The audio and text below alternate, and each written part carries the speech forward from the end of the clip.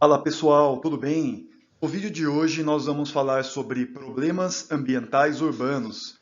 Como é um tema bem amplo, a gente vai abordar alguns dos problemas mais comuns às áreas urbanas pelo mundo afora, que são comuns também em muitas cidades brasileiras. A primeira consideração que a gente vai fazer é que a população urbana mundial é maior que a rural desde o ano de 2008. E de lá para cá, a urbanização vem crescendo em vários lugares do mundo, né? A ONU estima que até 2050, cada três pessoas, duas estarão vivendo em cidades. Como o ritmo de urbanização foi bem acelerado em muitos países subdesenvolvidos, que passaram por um rápido processo de industrialização e modernização da economia depois da Segunda Guerra Mundial, muita gente migrou do campo para a cidade. Só que a implantação da infraestrutura urbana não acompanhou esse ritmo de crescimento populacional em muitas dessas cidades. Isso já gerou uma série de impactos ambientais e sociais também. As áreas urbanas, todas juntas, né, somadas, né, todas as cidades, elas correspondem a aproximadamente 3% da superfície terrestre. 60 a 80% do consumo de energia no mundo, 70 a 75% das emissões de carbono, mais de 70% da produção de resíduos. Vamos falar das causas, das razões gerais que levam aos problemas ambientais nas cidades. Existem muitos motivos, né, que ajudam a entender os impactos nos ambientes urbanos. E a gente vai destacar aqui o processo de industrialização, principalmente a indústria 1.0 e 2.0, né, que são as indústrias da primeira e da segunda revolução industrial. Da primeira revolução, elas usavam energia a vapor, a partir da queima do carvão. As da segunda, elas passam a utilizar a eletricidade e também o petróleo. Então, são altamente poluentes, né? Embora a gente tenha aí a nova geração da indústria conhecida como 4.0, a gente não pode deixar de considerar que no mundo atual, a maioria das indústrias ainda são de gerações antigas, né? Outro ponto é o nosso modelo econômico de produção em larga escala, né, de produtos industrializados. Leva a gerar muito resíduo sólido, a gente conhece por lixo, né? Também o processo acelerado e desordenado de urbanização leva aos problemas ambientais, a falta de planejamento, organização, né, de infraestrutura básica para combater aí problemas ambientais. E não é incomum, principalmente em países mais pobres, onde as leis são mais fracas, né, por conta de maior corrupção, a ineficácia na aplicação ou fiscalização de políticas ambientais. Então a gente vai comentar um pouco sobre os problemas ambientais também mais recorrentes ao longo dos próximos slides, né, que estão aqui. São as enchentes, deslizamentos de solo, gestão de resíduo sólido, poluição do ar, sonora, visual, falta de saneamento, né, por aí vai. Começando pelas enchentes, né? É verdade que ela pode ocorrer por causas naturais, estação chuvosa, período de maior vazão dos rios, né? Com transbordamento e tal. Mas aqui a gente vai se deter nas causas antrópicas, nas ações humanas que estão ligadas às enchentes. Quais as causas disso? Uma das razões é a impermeabilização do solo, né? Com asfaltamento, pavimentação, muitas obras, calçadas, cimentadas, né? O que vai reduzir as áreas de solo exposto e diminuir a absorção da água em caso de chuva, né? A infiltração dela no subsolo. Com asfalto, cimento, né? Com tudo isso, ao invés da água infiltrar, ela vai escoar e potencializar as enchentes. Também as alterações dos cursos naturais de água, né? Muitas vezes, para a cidade crescer, né, para uma área ser ocupável, ocorre uma obra de aterro em área pantanosa, ou então canalização, retificação de rios. Mas, no final das contas, é ali que as águas vão parar em épocas de chuvas intensas. E o pior são as ocupações irregulares nas beiras de rios e áreas mais baixas, que essas estão sujeitas à inundação. Ó, o que a gente deve considerar é que os rios têm um ciclo natural, né, que eles seguem um regime de chuvas de acordo com as estações do ano.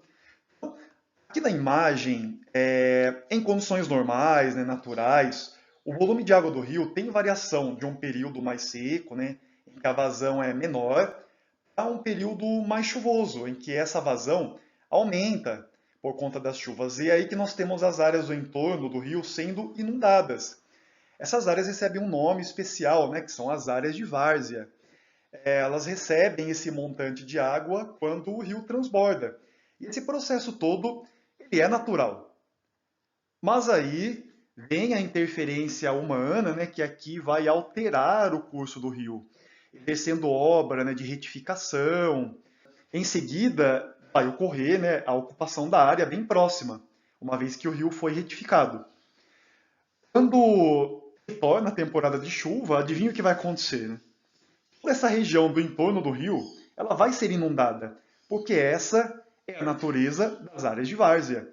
Então, o que está errado nesse processo todo são as ocupações humanas numa área que com certeza está sujeita à enchente, né? Olha, é bem interessante a gente comparar essas duas imagens. A minha número um é um mapa ipsométrico, que trabalha com elevações dos terrenos e delimita a variação das altitudes desses terrenos. No caso aqui é uma área cobrindo boa parte da cidade de São Paulo. Então a gente compara ela com a imagem número 2 e vemos uma extensa área urbana, né, construída sobre esses terrenos. Inclusive nos terrenos, né, que estão em áreas que seriam área de várzea, dos rios, que estão atravessando a cidade. Essa área que eu estou marcando aqui agora, dê uma olhada, ela corresponde à parte mais baixa do terreno, que seriam os campos de várzea, historicamente, né, sujeitos a enchentes e alagamentos sazonais nas marginais do rio Tietê e também do rio Pinheiros. Então, a gente olhar a imagem número 2 aqui, todos esses trechinhos em azul, teoricamente era o que estaria sujeito, né, a alagamento, né, uma boa parte do que está aí. Então, é totalmente irregular, inadequado, né, a ocupação dessas áreas, porque é para lá que toda a água das chuvas irão se concentrar, né? Outro impacto ambiental muito recorrente nas cidades, nas brasileiras sobretudo, são os deslizamentos de terra.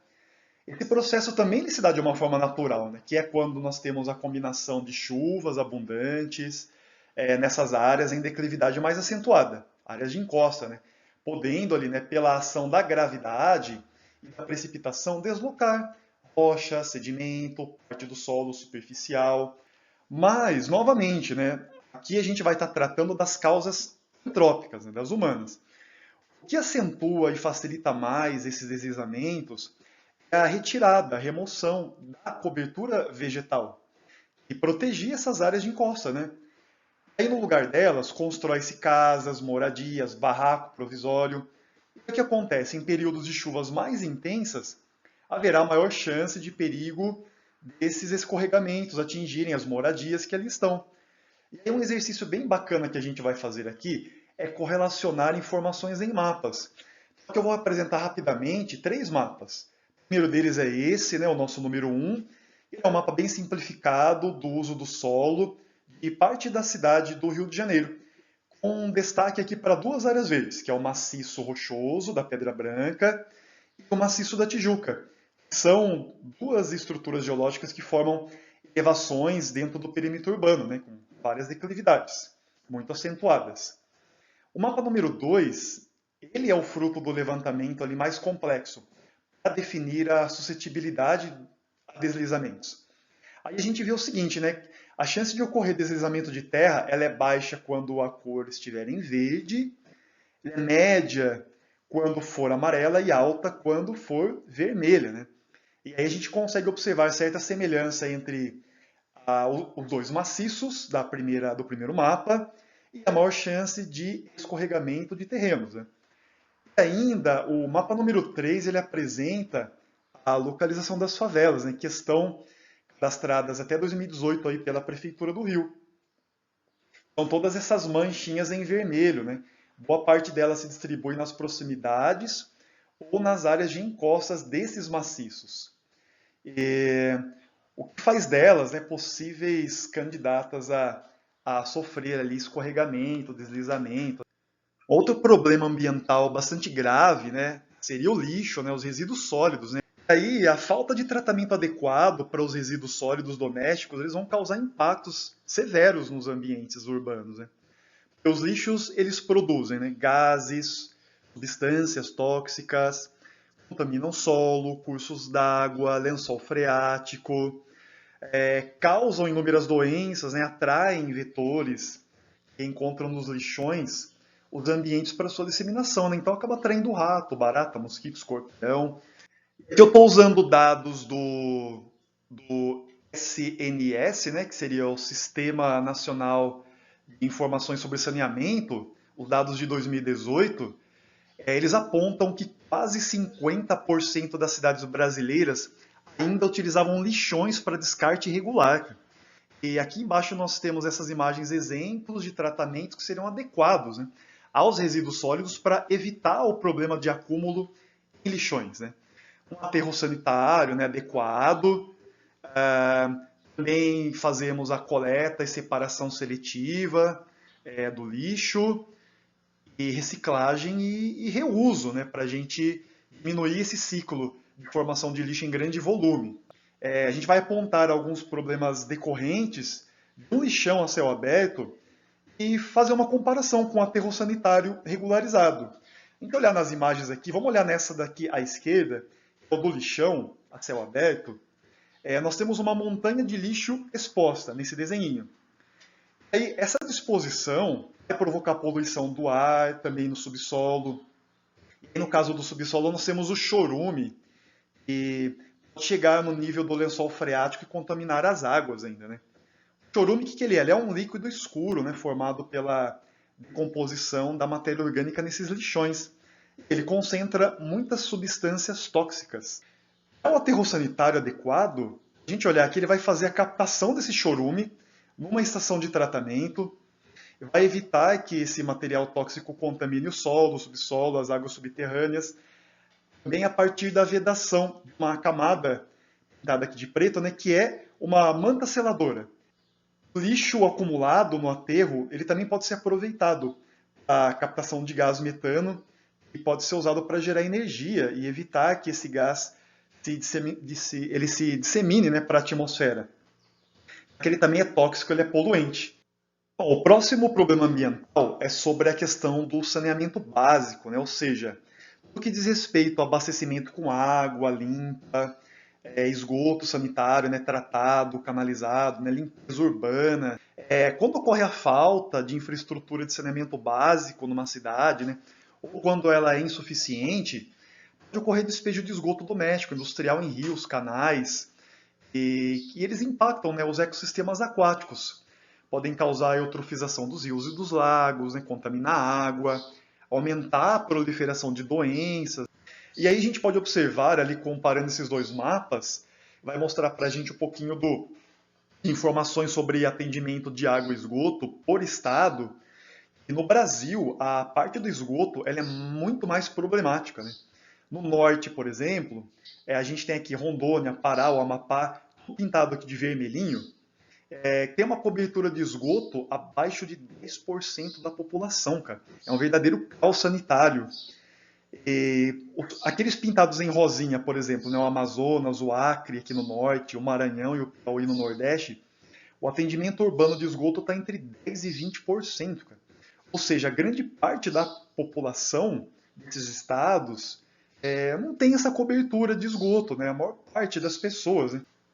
A gente olhar aqui, né, tirando o Sudeste, né, e o Paraná, aqui com azul escuro, o Brasil teria muito a melhorar no aspecto sanitário de atendimento ao esgoto, né?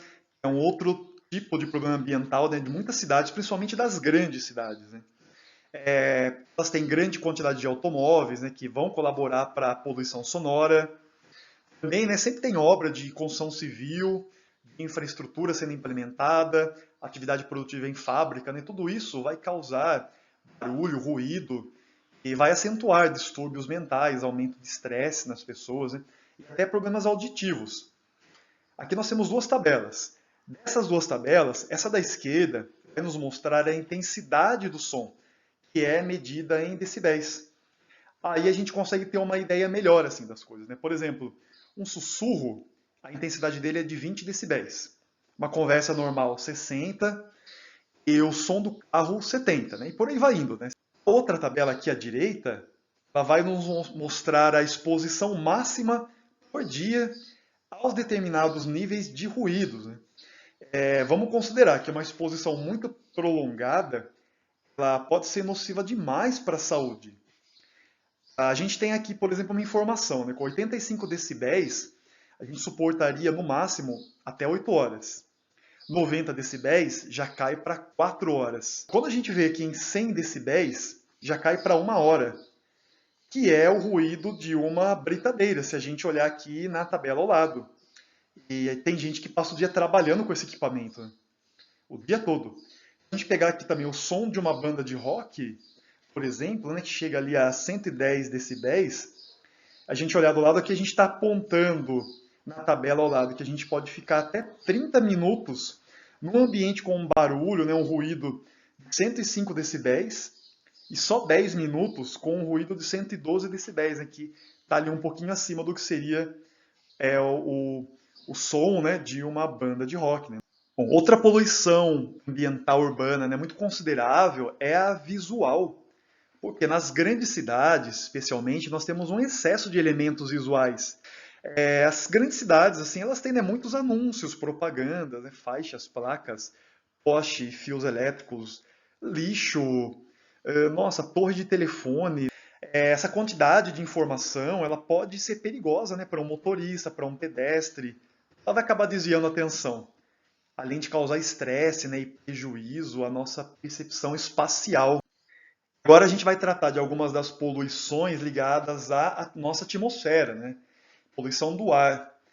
Ela é uma das mais percebidas pela população. Por quê? A consequência à saúde das pessoas ela é sentida rapidamente, né? Através de vários problemas respiratórios, né? Irritação nos olhos também, diversas doenças.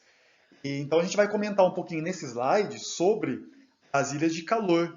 Numa mesma região, pode haver uma diferença considerável de temperatura, numa distância relativamente mais curta, entre uma área mais centralizada e uma área mais periférica.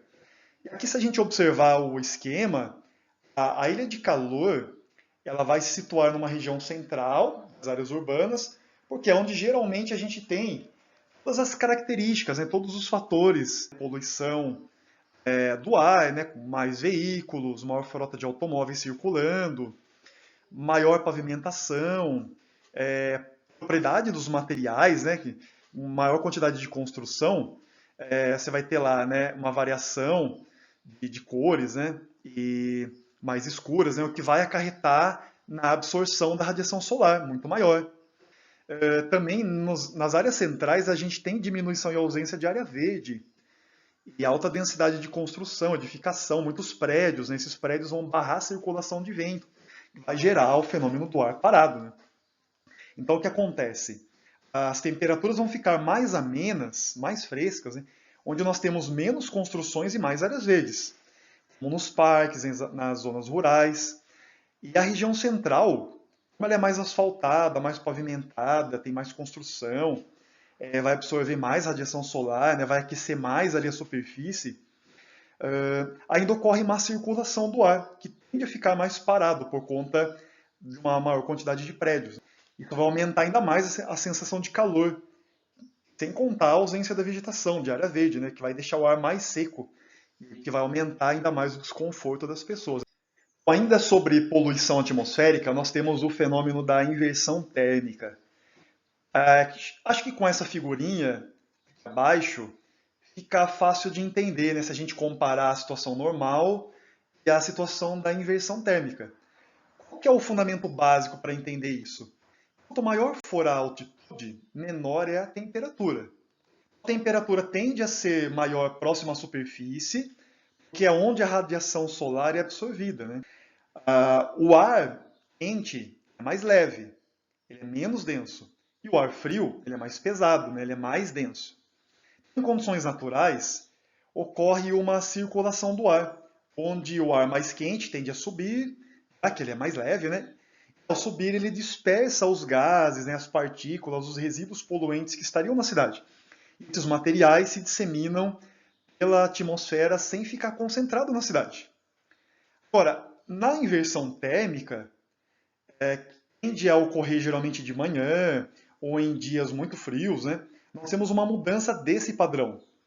O ar frio se forma próximo à superfície, já que a superfície absorve, né, a temperatura ali mais fria que ocorreu durante a noite toda. e uma camada de ar mais quente fica acima dela. Até aí, o processo todo ele é natural e não haveria problema nenhum nisso, se não fosse pelo volume de poluição da cidade, que fica concentrado, né, e aprisionado nessa camada mais baixa.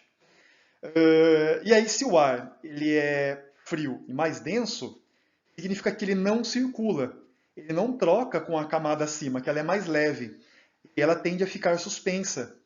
E acima dessa camada, né, que é mais fria e mais pesada. E aí temos aí uma situação de poluição que ela fica evidente e aprisionada na cidade. Também aí, galera, nós temos outro fenômeno, né, que é o da chuva ácida. Ela é uma consequência da poluição atmosférica com os óxidos ácidos que reagem com a água da chuva. Vão produzir ácidos fortes. E quando ocorre a precipitação, a chuva ela vai se encontrar com esses poluentes que estão na atmosfera e vai ocorrer uma reação química que vai formar uma chuva com elevado grau de acidez. Isso vai causar danos no solo, né, nas plantas, nas construções, na saúde humana, problema pulmonar, dificuldade respiratória, né, pessoas com asmas. Então, a chuva ácida também é um clássico problema decorrente dos ambientes urbanos, né? Para a gente encerrar esse vídeo, vamos analisar algumas questões sobre esse tema. Está dizendo ali, né? Considere as sentenças a seguir. Número 1, aumento da temperatura em áreas urbanas em face do adensamento de construções, asfaltamento de ruas e da ausência de vegetação tende a gerar ilhas de calor? Está correto ou incorreto? A gente acabou de ver, isso é correto. O item 2, a expansão dos grandes centros urbanos brasileiros tem sido realizada em terrenos ambientalmente estáveis e com baixa vulnerabilidade à ocupação.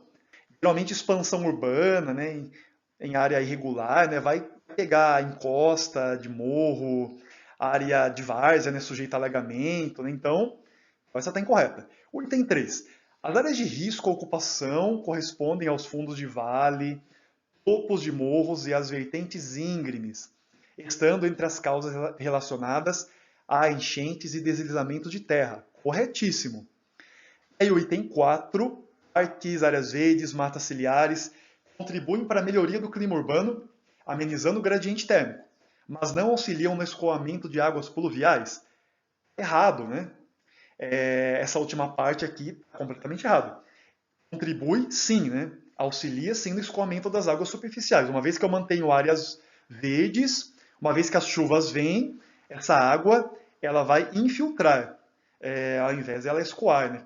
Então, correto, item número 1 e 3, alternativa C. A questão número 2, nessa charge, os caras olhando para uma obra, né, a construção civil. Aí olhando para o lago, né, e parte do lixo, né, do resíduo da construção civil sendo lançada, a destruição, você viu? Então vamos lá. A questão colocada em debate pela charge é: desenvolvimento que não pode ser alcançado com a presença de área verde? Letra B, falta de materiais de proteção individual para as pessoas próximas às caçambas? Letra C, o caráter efêmero, ou seja, passageiro, né, das construções civis, que um dia serão destruídas? Letra D, situação precária dos trabalhadores ligados ao transporte de carga no Brasil? Letra E, descarte irregular de lixo e os impactos ambientais e sociais implicados. E aí, pessoas, olhando e comparando ali as figurinhas, a situação, qual que é o tema? O tema estaria na letra E, falando exatamente de um problema, né, ambiental urbano, que é o descarte irregular de lixo e os impactos ambientais sociais decorrentes disso. Bom, a questão número 3, ela vai nos mostrar uma tabela em vários lugares, cidades pelo mundo, né, que registraram no mesmo período um aumento aí, né, de doenças ligadas ali à poluição atmosférica, né? E o título dessa tabela é Efeitos da Poluição do Ar, né, em diferentes cidades do mundo, está registrando no intervalo entre 27 de novembro a 10 de dezembro de 1962. Esses locais, essas cidades registraram excessivamente, né, problemas e doenças ligadas então aos efeitos da poluição do ar. Então é legal dar uma olhadinha com calma nelas.